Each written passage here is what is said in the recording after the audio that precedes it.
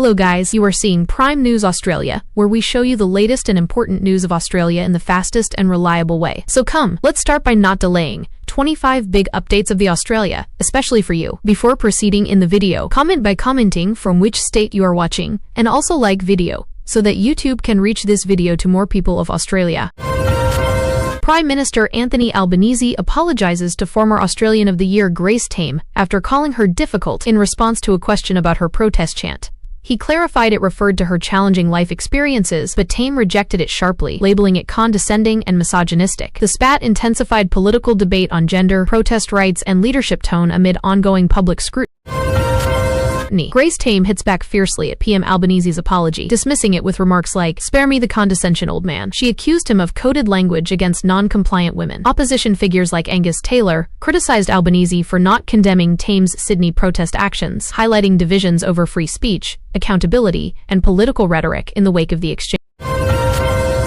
Massive flash flooding strikes Sydney after over 100 millimeters of rain in hours from a rare inland low-pressure system. Thousands lost power, roads closed, homes evacuated, and emergency services conducted rescues. NSW authorities urged caution as similar intense downpours threatened other eastern regions, with warnings of further travel chaos and property damage. Extreme weather impacts multiple states including NSW, Victoria, South Australia, and Queensland, driven by a persistent pattern over the Simpson Desert. Forecasts predict decade-high rainfall in some areas, with severe flood warnings, road closures, and disruptions. At least 4 states face risks of widespread inundation, power outages, and emergency declarations. Government evacuates dependents of Australian diplomats from Israel and Lebanon amid escalating US-Iran tensions and threats of military action. DFET described the situation as fast-moving and offered voluntary departures for others in the region. Australians urged to follow travel advisories closely as indirect talks in Geneva continue. Australia's trade minister confirms the country currently faces only a 10% US tariff rate under recent policies, with no immediate hikes despite broader Trump administration threats. The government pledges to vigorously oppose any escalations affecting exports, emphasizing economic defense amid global trade uncertainties.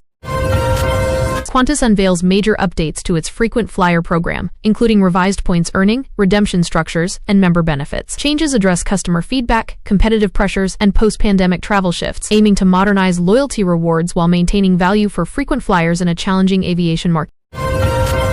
Former New Zealand PM Jacinda Ardern relocates to Australia, joining a significant wave of Kiwis moving across the Tasman for work and lifestyle reasons. Her move fuels discussions on trans-Tasman migration trends, economic pull factors, and potential political ramifications for both nations amid rising expatriate numbers. One Nation gains polling traction following the Bondi massacre, with its anti-immigration platform resonating more among voters concerned about security and borders. The rise sparks debate on public sentiment shifts, immigration policy, and the influence of recent tragic events on electoral dynamics. 2 patients die in a rare fungus outbreak at a major Sydney hospital, prompting urgent investigations into infection sources, hospital protocols, and patient safety measures. Health authorities work to contain spread while families seek answers amid heightened concerns over healthcare facility vulnerabilities. 3 people injured in Perth from suspected lightning strikes during intense storms sweeping Western Australia. Emergency services respond to weather-related incidents as severe conditions continue, adding to national tally of storm impacts including power disruptions and safety risks. Senate hearing examines the major 000 emergency call outage linked to Optus network failures. Witnesses describe terrible response delays and public safety risks, with intense scrutiny on telecommunications reliability, backup systems, and accountability for widespread service disruptions. Higher salary thresholds locked in for employer-sponsored visas, effective the 1st of July 2026, triggered by Australian Bureau of Statistics indexation data released on the 26th of February. The increases raise minimum pay requirements for temporary and permanent skilled migration, impacting businesses hiring overseas workers.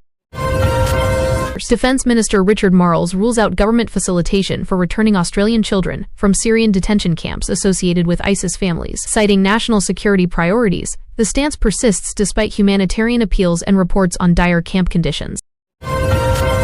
New national OS alert system to launch with mandatory loud smartphone alerts for emergencies like bushfires, floods, and cyclones. Unlike opt-out state texts, it cannot be disabled. Trials begin in June 2026, with full rollout by October to enhance public safety nationwide. Australian children in Syrian Al-Roj camp remain in uncertain, harsh conditions with limited repatriation support. Greens urge Labour to treat them as vulnerable kids rather than political pawns, amid ongoing debates on security risks versus humanitarian obligations for ISIS-linked families. Bondi massacre aftermath continues influencing politics, boosting One Nation's poll numbers on anti-immigration sentiments.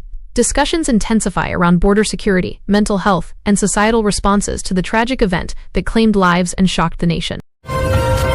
Virgin Australia reports strong half-year results with underlying profit up 20.7% to $278.7 million Australian dollars, beating estimates due to holiday demand and transformation benefits. The airline eyes further growth in the second half amid competitive domestic travel recovery.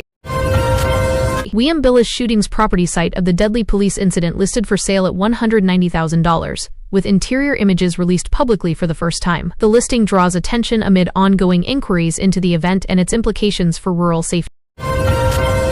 Sophie Molyneux ruled out for the remainder of Australia's series against India due to injury, a blow to the team. Discussions emerge on leadership transitions and squad management as stand-ins prepare to step up in crucial matches.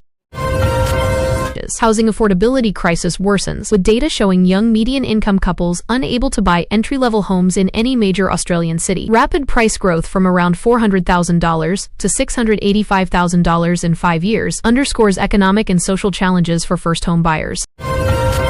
Pressure builds on council over proposed $1.5 billion Trump Tower, potentially Australia's tallest building. Residents voiced deep concerns about overdevelopment, visual impact, traffic, and association with the Trump brand in ongoing approval debates. UK, US, and defense spending feature prominently in interviews, with focus on submarine progress, budget allocations, and regional alliances amid global tensions. Shadow ministers critique government approaches while emphasizing strategic partnerships. Controversial fishing bans in Western Australia spark debate over declining fish stocks and rights. Conflicting views between conservation, industry, and recreational users highlight environmental management challenges in key marine areas. Negative gearing and capital gains tax reforms remain hot topics, with Treasurer Jim Chalmers facing criticism over high government spending. Opposition pushes for changes to ease cost of living pressures, while debates continue on economic policy balance ahead of budget preparation. Controversial fishing bans expand in Western Australia amid sharp declines in key fish stocks, triggering fierce debate between conservation groups, commercial operators, and recreational fishers. Authorities cite sustainability needs, but critics argue the measures unfairly target livelihoods and traditional access. The conflict highlights broader challenges in marine resource management as environmental pressures mount from climate change and overfishing. Sydney doctor campaigns to repatriate families of Australian ISIS fighters from Syrian detention camps, arguing for humanitarian treatment of children and spouses caught in conflict zones. The effort contrasts with government policy refusing facilitation due to security risks, sparking ethical and legal discussions on responsibility, de-radicalization, and international obligations in ongoing ABC coverage. One Nation surges in polls following the Bondi massacre, with Pauline Hanson's anti-immigration stance gaining appeal among voters concerned about security and borders. The rise prompts analysis of shifting public attitudes, potential electoral impacts, and debates on immigration policy in the wake of the tragic event that continues to influence national discourse.